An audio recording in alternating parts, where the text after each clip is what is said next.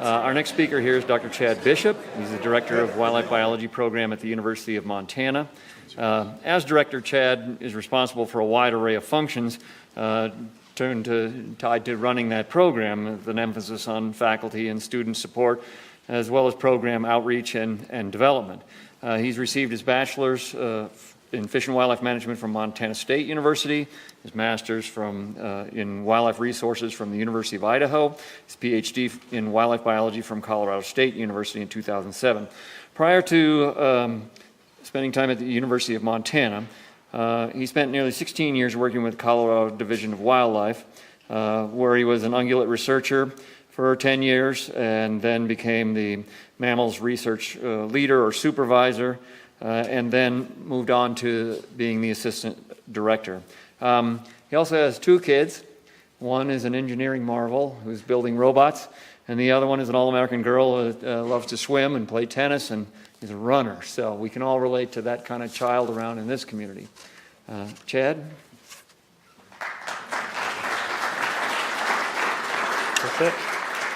Thanks, Tom. I appreciate it, and I appreciate your patience sticking around. I can't believe the room's this full right before, and I'm standing between us and the hors d'oeuvres and the social hour, so I'll try and keep that in mind.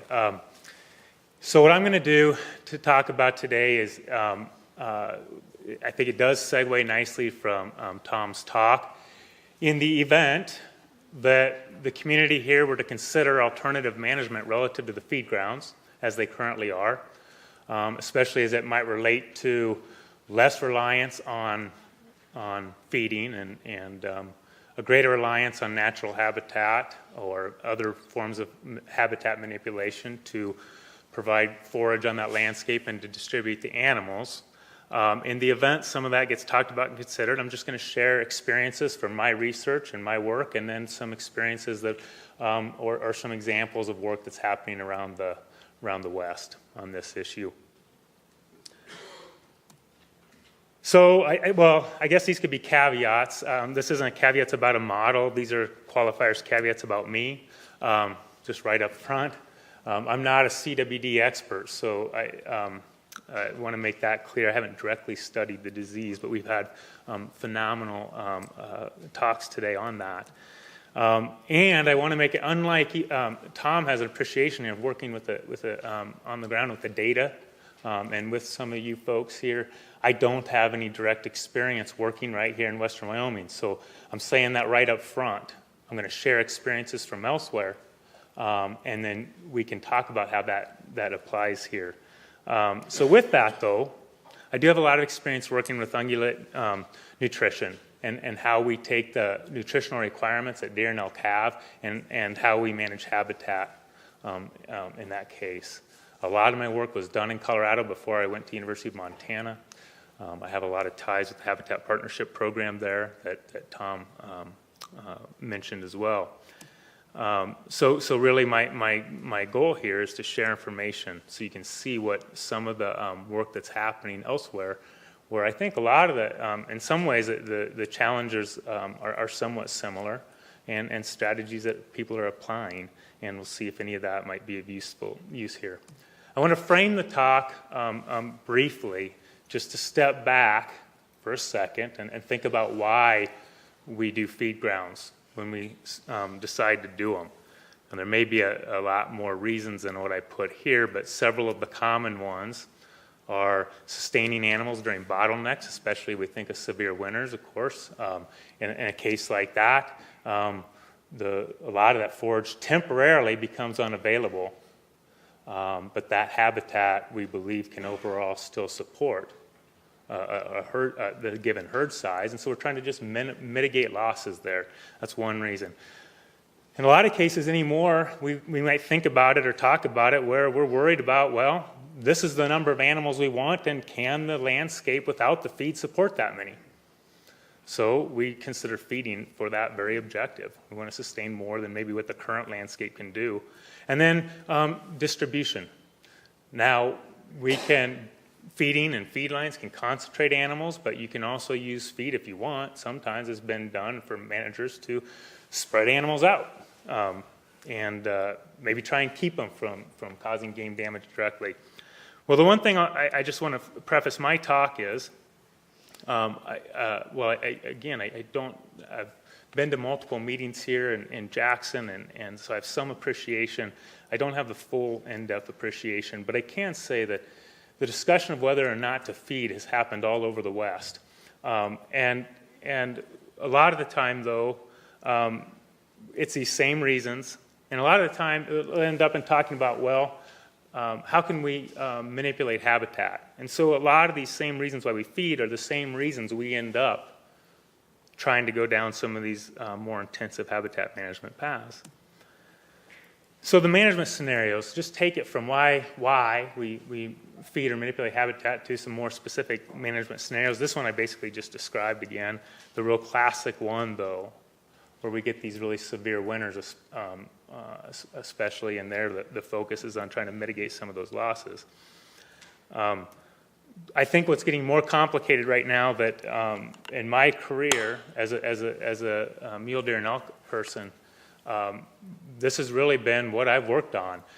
It's concerns over changes in that landscape. We've seen noxious weeds play a bigger and bigger role in a lot of areas of the West where they come in and they've displaced native forage. It's not just for our wild ungulates, it's for cattle as well. And we see reductions in the food that can support the animals out there.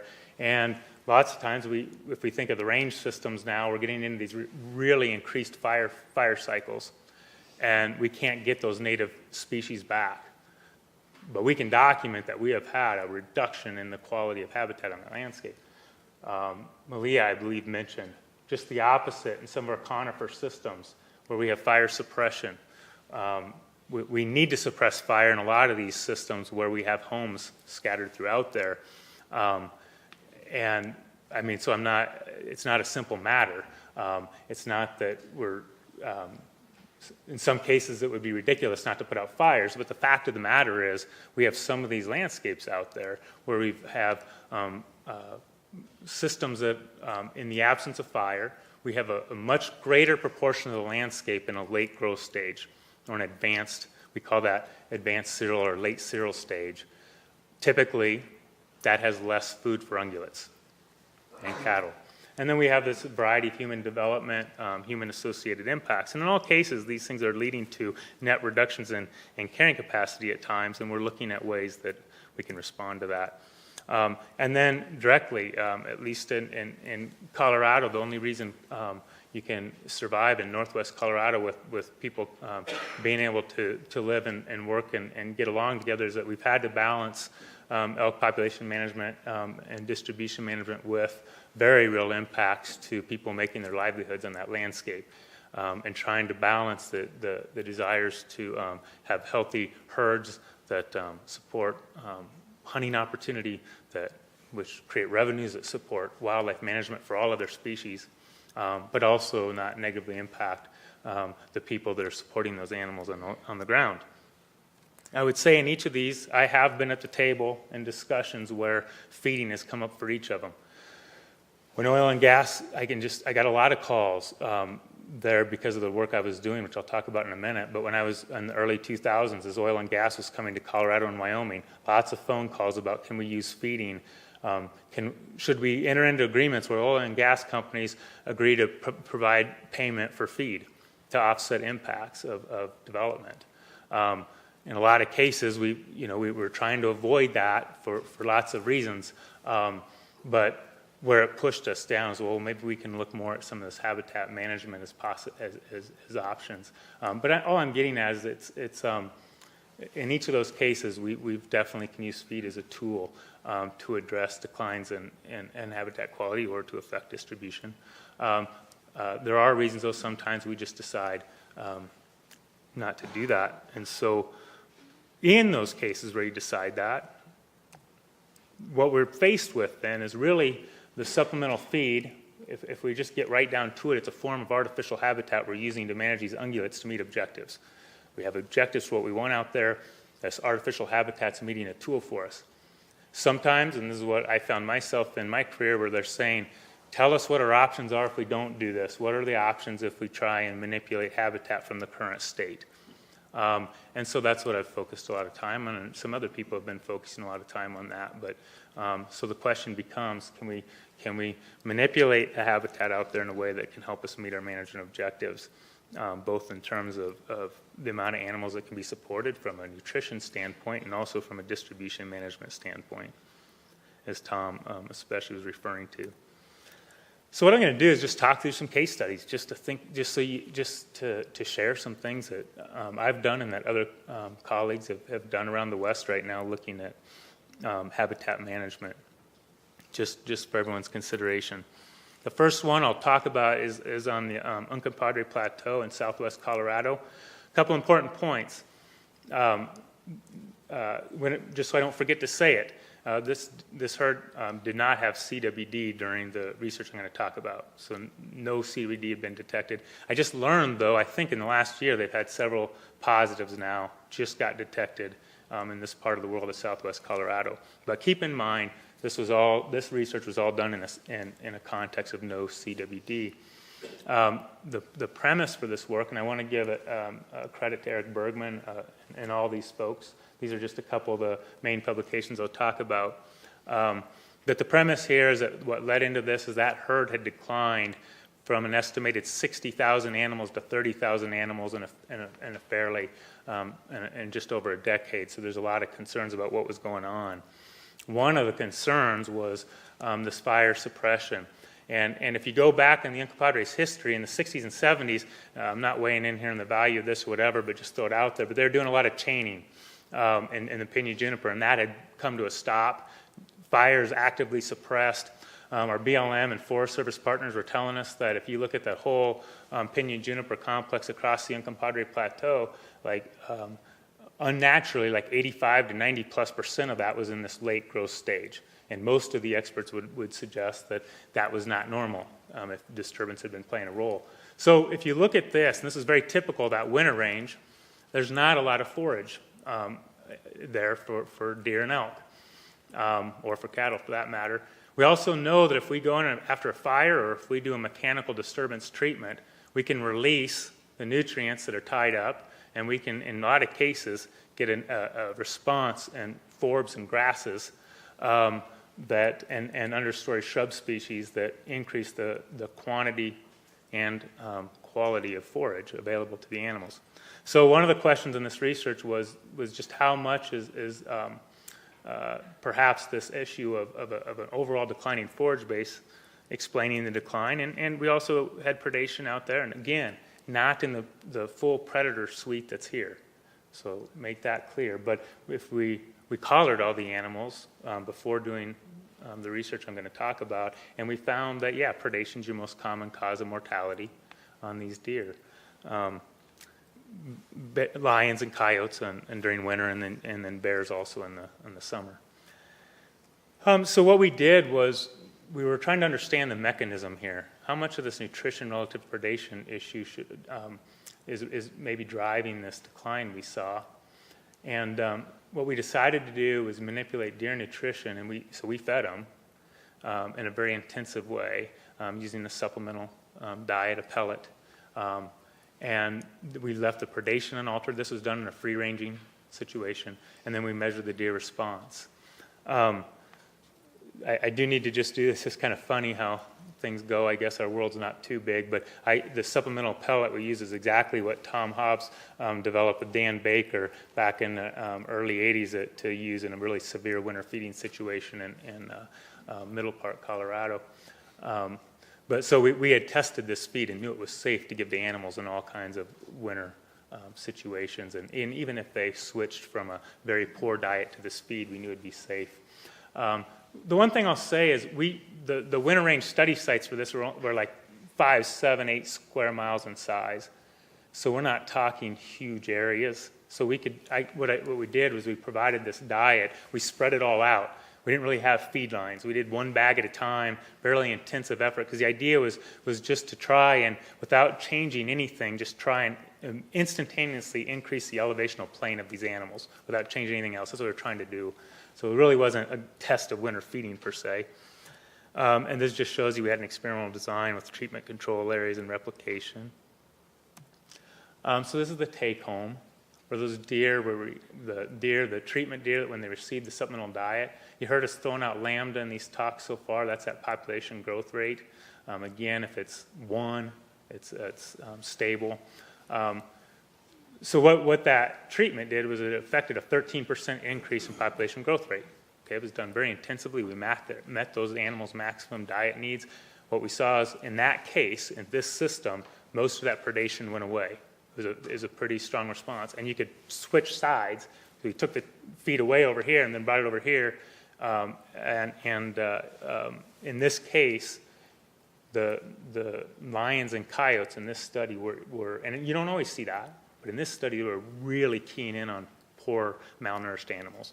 And every necropsy of a mortality, almost to a deer, every necropsy, the animals that the lions and coyotes were taking were out of femur marrow fat, which is the last store of fat to be utilized in the body.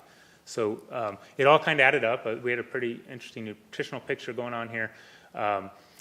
So that control population at that time was stable, slightly declining. When you add that treatment in, the double, if you were to do that, that population would double in like 5 years.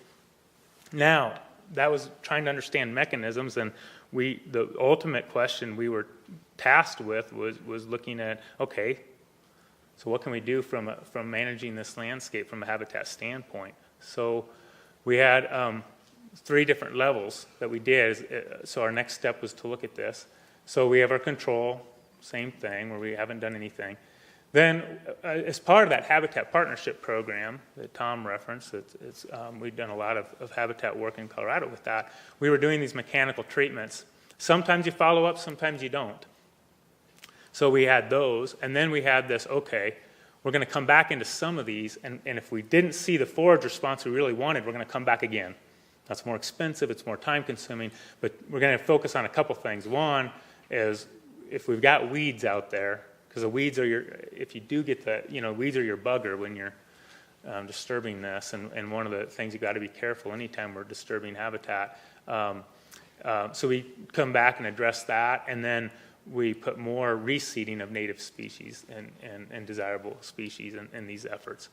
Okay, so what we found was that, so the red is where we did the follow-up work. So we did the treatment plus follow-up. And you can see there, we saw consistently higher survival. We didn't see, as in this study, where if we just did the treatment once and walked away, we didn't see as much of an increase. This is survival.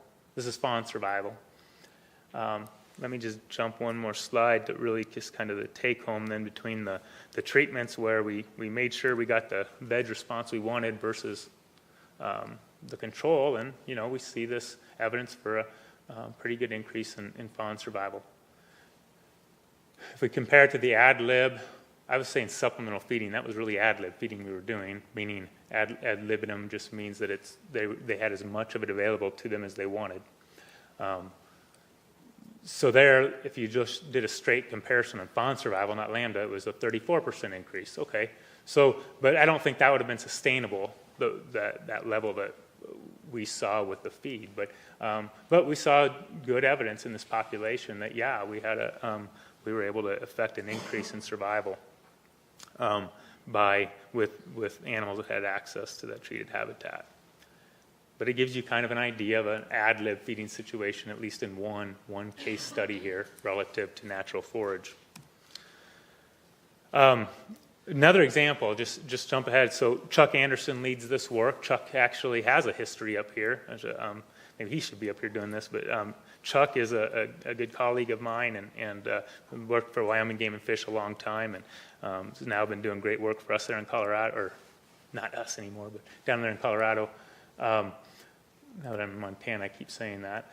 Anyway, so here, started on a pretty big study in northwest Colorado when energy development came in. And the idea here was, well, how can we maybe offset some of the potential negative impacts that come from the development with habitat treatments? So we set up a study design here. So you have this part of the Piceance Basin. This is all southwest of Meeker, Colorado, where we have some high intensity development went in. in these two areas. Here you've got low intensity development and then a control with nothing. And on top of that, after we did 5 years of pre-treatment data, so measuring survival and everything across these areas, we came back in and then put in a whole series of very small habitat treatments. This is very artificial, not natural. We know that we weren't mimicking fire or anything like that in this case. Our reason is that we're already creating all these natural gas pads. We want to be careful about taking out too much habitat, but we want to create some additional forage. It's pretty manipulative, I get that, but that's what we were trying to do, to just see, is this an effective way to do, what do we see as an increase in response to doing that? This study's very much still underway. Some interesting things, and we could spend the whole time on it, but a couple points. They're after the initial pre-treatment period before the habitat treatments. We're now in year 4 of the post-treatment monitoring. They still have 2 additional years to go. Definitely achieved some good vegetation responses in the treated habitat. We're seeing evidence. They're seeing evidence of improved winter fawn condition from animals in those treated areas compared to untreated. It's not playing out in survival just yet, but very interesting, the winter survival, which this is all in winter range, the winter survival right now is pretty high there. What we're seeing is really low, unlike what we've seen elsewhere, we're seeing pretty low fawn recruitment to winter. And so that takes you back to newborn fawn survival up on summer range, and they are seeing some elevated lion and black bear predation on newborns. So I'm just adding in, and that, we didn't see any of that on the young compadre, but this is none of that's worked out yet. So a couple things going on. Yeah, we're seeing improved condition on the winter range there. Unlike what we saw before, we're seeing some higher mortality on new neonates on the summer side of the picture. That's still all ongoing. But I want to make you aware of that work and how we're looking at both pictures there. This is just an example of a treatment. You dive into it, you can kind of see what the response looks like. There's another pre-treatment, and then you can just see. I'll show you 4 years later, each first, second, third, fourth after. But we're happy with these responses and getting good native species responses. At any rate, just another example of work that's happening down there. And again, this is in northwest Colorado near Meeker. Now, switching gears to elk and jump into the Pacific Northwest here. This is work that's happened over time, but a publication, I left it off. It's a wildlife monograph. By John and Rachel Cook, working with their colleagues. Larry Irwin's been seen a long time. They've done a lot of work on elk and nutrition and habitat in the Northwest. So jump to Northwest forests, Pacific Northwest, and looking at some of this. But what they've been working on lately is looking at the effects of these different forest habitat management efforts and how that forest is managed relative to nutritional diets and food for deer and elk in particular. One thing that I want to be clear on right now, because on my research we were talking about that winter range, a lot of places are showing the importance of winter survival tying back to the quality of summer and fall habitat.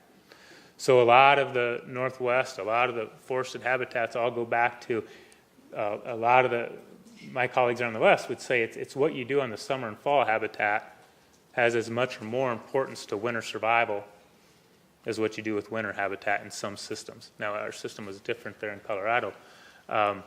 But at any rate, it's just some simple take-home points. Where we do have this early successional habitat, after you release those sites, and in this case they're looking at more mechanical things tied with logging and forest management, they quantified much higher amounts of digestible energy on that landscape versus closed canopy forests. And in fact, in these early successional habitats where you have a lot of forbs and grasses come back in, they quantify the levels of that energy, that digestible energy is enough to support the nutritional need of a lactating cow elk and allow her to maintain her fat levels, which is, that's a tremendous amount of nutrients needed there. But you couldn't begin to do that if you had all closed canopy forests. where you can start to take some of this, and we have more sophisticated tools now, is to develop some of these spatially explicit landscape models where you're bringing nutrition in and you're tying that back to the nutritional needs of the animals. Again, a lot of our understanding of what these, like an elk needs to make it through the year, what an elk needs to be able to successfully reproduce. It's Tom Hobbs and Dan Baker and Dave Swift, a whole bunch of these guys that's where I learned it from. But so a lot of that work's been done in the past, and we have now new tools with being able to put satellite collars on these animals, being able to get these satellite images of the landscape, that we can build some more sophisticated spatially explicit models nowadays that we can make a little more, we can apply those nutritional needs of those animals and try and make sense of the landscape. But bottom line is how we manage these landscapes, that's their conclusion in the Pacific Northwest, really makes a big difference for how many elk are going to be sustained out there. And that it can be a tool for guiding forest management and overall landscape planning. Similar work being done in Montana. This publication just came out. I think that's the journal that Tom's very closely involved in, just mentioned ecological applications. But this is work from Montana Fish, Wildlife, and Parks. Kelly Prophet's a researcher for them. Dr. Mark Helbweit there with University of Montana and a number of folks here. But similar thing, and I just wanted to provide another example from another place, but it's looking at these integrated spatial models that I was just talking about. How do we look at this landscape and manage that for elk, given, in this case, it has the full suite of predators. So this is back into a context of both the predator picture and the nutritional side. Here, fire was the more dominant role in the system, and they documented that where the nutritional quality, the quantity, quality, and composition of the forage available to elk had a strong tie back to fire. So where there had been fires over time, they had greater nutrition available. They also put this in there, I'll just throw it out, because predation is very much a big picture in this situation. But they said these nutritional limitations may predispose elk to be more sensitive to the effects of harvester predation. So while it's a complicated picture, they're suggesting that the animals are likely to be in better condition to handle predator effects better than animals in poor condition. And this certainly aligns with research I've done. And they did document this. So they found that the animals that had access to lower summer range nutrition had much lower pregnancy rates. It was like 70% something to like 90%, so much lower versus the ones that had access to greater forage in those landscapes. So they've continued that work, even more people, good collaboration going on up there, but looking at diving into this fire effects more. And let's see, I got to watch my time, but I'll just highlight here what they're seeing is, now it varies. The Pacific Northwest research said this as well. So you get variation in the type of forest. After an area burns, you get the greatest response and forage in that. So yeah, 0 to 5 years here, 0 to 15 there. Here you're looking at forage abundance versus quality.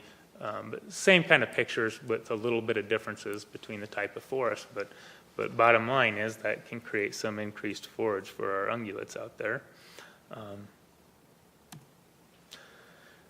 This is work underway, but just making the tie back, there's a lot of look then at saying, okay, Wyoming's had a lot of this going on too, and of course, I mean, Wyoming's kind of you guys are the leaders in right now in the West and talking about migratory paths with all the work coming out of here, but certainly there's work underway up there in Montana right now of tying these different looking at the nutritional landscape, so you can model that landscape and that forage. That includes ag fields, that includes alfalfa in the bottoms, that includes the whole picture, and how we tie what elk are doing to that. And in some cases, it's kind of like where maybe Jenny showed that slide in Colorado, where I remember that's pretty significant. Those elk are dropping clear down to Loveland, clear out of Estes all the way down to Loveland. But we're seeing some of these interesting movements. Sometimes they're new, novel things. Other times they've been around for a while. But migration it's a variation. Some animals migrate hardly at all. Others make the traditional strong migrations, and others are doing all kinds of things in between. But we're trying to model that relative to how we're managing the landscape and see how much we're influencing that. So just a lot of work, I think, is continuing on this front, and that's just all I would call out. And trying to capitalize on these new tools, capitalize on all the former work that had been done, and maybe to the extent that we have all these challenges right now, especially in the Northwest with the predator complexes and with how we manage those landscapes, trying to do some landscape level assessments to guide it. Just another thing, back to Northwest Colorado, this ties front and center to the Habitat Partnership Program from Colorado. So acknowledge Darby Finley and Bailey Franklin here are leading this effort, but there's been a lot of habitat management work done across that Northwest Colorado, heavily in the name of distribution, like Tom was talking about. So certainly game damage is a huge concern there, huge consideration, and we also have challenges with meeting our deer and elk population objectives. Deer have declined in Northwest Colorado significantly in huge ways. So that's just another complicating factor. We don't understand deer and elk competition very well, I don't think. I mean, the Starkey work in Oregon has been really good at helping us broaden our understanding of deer elk competition, but in a lot of these landscapes, I don't think it's hard because everyone wants to know how much are the elk impacting deer, and at least I've never been in a position where we can say anything that's real meaningful. We say probably in some cases it's not very impactful, in other places it probably is, and that doesn't help a lot. But certainly using habitat management as a way to try and distribute animals and the whole gamut across the landscape. This is very much underway. Actually, a lot of the habitat work's been going on, but there's a new effort to try and evaluate the effect and response on distribution. Just to show you real quick, this is some elk classification data from Colorado Parks and Wildlife. It's on a kernel density estimator just to look at the higher use areas, give you just an idea of that landscape. Where's Meeker, I think, right there. And then you can do the same for deer, but you can see we've got a lot of these are our major herds in Colorado. They're kind of key to a lot. So there's a lot of interest in trying to keep both of these herds strong, and a lot going on in the landscape right now. So there's the same thing for deer. And if we dive into one of these areas, right in here, I think, this is just one of the study sites where they went in and are doing an assessment. But all these, and this is very preliminary, I'm just kind of showing you what's being done, but so you can keep an eye on it for the future. But all these are habitat treatments that were put in place with different goals of distributing the two species. These are all satellite collared deer and elk. The stars are elk, I think, and the red circles are deer. They just have this, this work's very much in progress, but I just wanted to make you aware of it. But it's all about evaluating, okay, we're putting these treatments in part to increase the quality of forage, but we're also trying to affect distribution and spread them out. And this will be a good test of that down the road. Finally, I just want to wrap up, or my last case study quick will just touch on one Midwest example. So CWD is popping up all over back in the Midwest and East, and so Josh Millspaw has led a lot of this work working with Missouri Department of Conservation, but Josh just came to us from Missouri to Montana from Missouri. But here they've had CWD for a while up here. They just recently got a detection down south. That's intensified things for that state. Arkansas is concerned a bit. So they've started some more intensive research. And the only thing I'm doing here is it ties in with the stuff we've been talking about today, all the same work.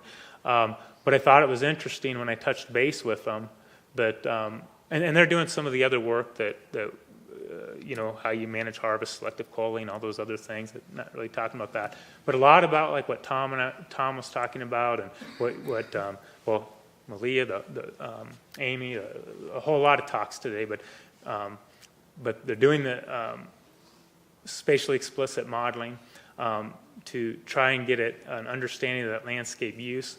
how they expect CWD to play into where and how those animals move. And then they're doing this. They're going to be assessing habitat treatments and how they can manipulate distribution, because they're really worried about these animals moving into places, and especially some of these dispersers moving into areas where that would further hasten spread of the disease. Just another example. So I'll just wrap up with a few thoughts. Probably it's terrible if this is even in writing on these slides, if this is being videotaped, but I was just trying to throw out some thoughts. So let's say some effort to alter feed ground management were to be considered. So one thing I would suggest, and it ties in exactly with where I think fits in where Tom was finishing, and I think Tom said he might have done this in the past, I found out just earlier, but conduct a nutrient-based assessment of the current landscape. Use our current modern tools best we can. We don't have might not have site-specific data sampling the veg and forage species to inform that model just right now, but you could get some kind of idea of, okay, what does this landscape look like with and without feed? You got to make a lot of assumptions. You're not trying to answer the question with that, but get some kind of initial feel. And idea of how many fewer elk might we be talking. And then we've got the whole distribution thing to fit in. Now, part of the distribution deal is knowing where you're, if you start to manipulate feed grounds, God, I can only imagine, I don't know the area well, but I can only imagine that you, and someone said it earlier, you maybe start to increase game damage problems, so you got to be aware of that, and have strategies for that. Then, you guys would know, in working with all the local people here and the land managers and everyone else, to what extent there's opportunities to incorporate habitat treatments on these landscapes that might increase forage for all the ruminants out there, and how that might be part of the answer. And you could play out some different management scenarios. So this is kind of some initial, what I would suggest, just initial brainstorming maybe, and then it leads to some set of management options to consider, and you would set that in an adaptive management context, just like Tom mentioned. Makes me nervous to even have that on there where I said some of this, but you could, because this was late at night even, so I just threw something out, but you could start to reduce the quantity of feed grounds without totally eliminating them. Maybe you do use a little bit of feed initially to spread them out as you're trying to implement habitat treatments. You got to think about winter transition and summer range habitat.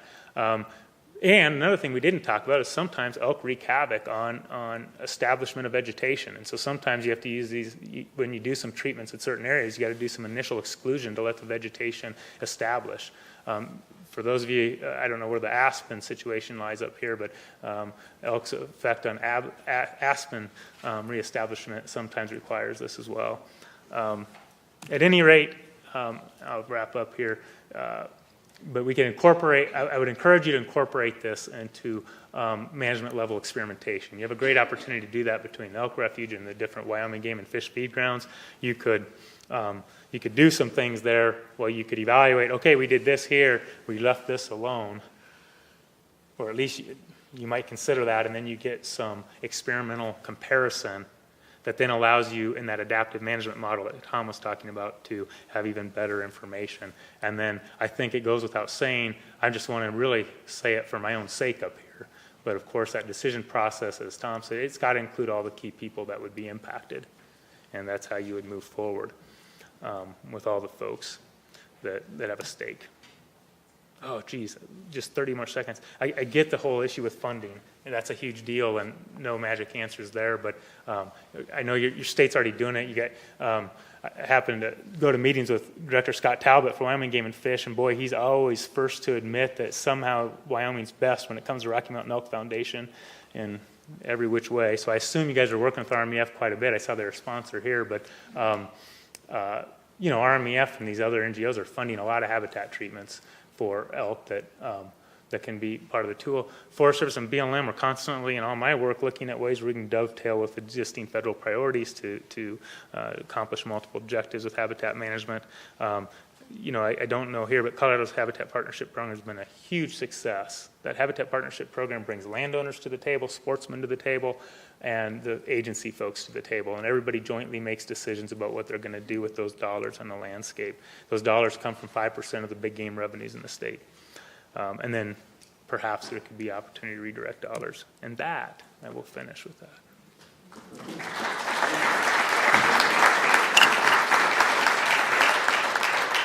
Who has any questions for Dr. Bishop? All right, thank you for the case histories. Okay, thank you. All right, got away easy. Let's thank him again.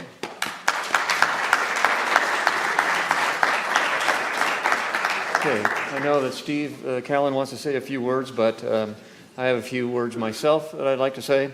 How important it is what we're doing here today to discern what kinds of management actions will allow us to perpetuate this heritage we've received here, and how healthy it is to learn and question and struggle to be objective. And we've been given a lot to think about with all of these speakers. So with that, I'd like you to thank all of the speakers that have traveled here on this winter day.